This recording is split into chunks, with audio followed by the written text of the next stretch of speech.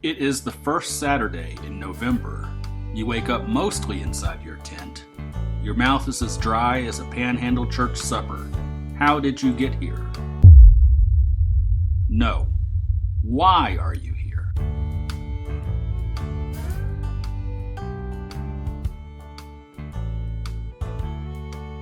If you find yourself at one of two chili cook-offs in Terlingua this weekend, the kind of place where you might circle the buzzards rather than they circle you, raise a chili spoon and salute to New York humorist H. Allen Smith, who stirred Texans to action.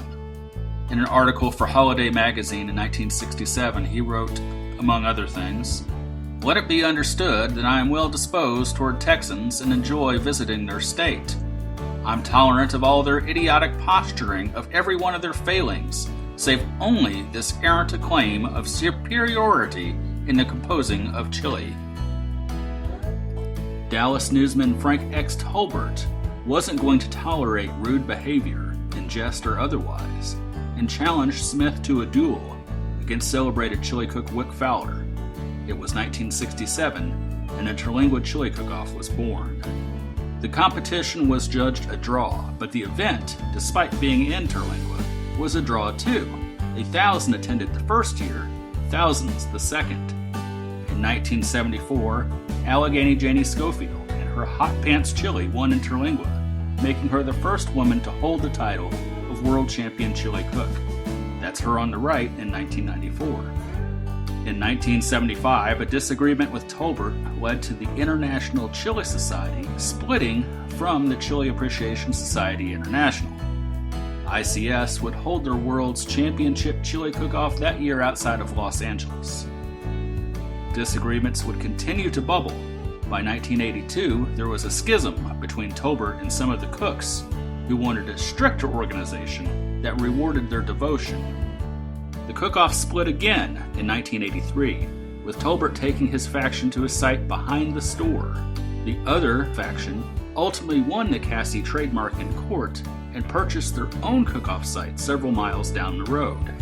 Since 1983, the competing cook-offs have coexisted. Big Bend, it seems, is big enough for both of them. What is a Terlingua Chili Cook-Off? It's thousands of men and women in the desert, some cooking chili, others entering other food competitions, but many just there to let loose for a few days. Both Terlingua Chili Cook-Offs are proud of the fact that they raise thousands of dollars for local charities. The Behind the Store Chili Cook-Off is looser, smaller, funkier, but the leader when it comes to drawing musical talent. The Cassie Cook-Off is larger by a considerable margin, more organized and more invested in the theatrics of showmanship. Tequila jokes aside, we don't mean to suggest that everyone is at the cook-offs to misbehave. There's plenty of upright, sober citizens who come for the history and for the camaraderie. Then there's this guy. You didn't see that. The chili cook-off goes beyond chili and showmanship, too.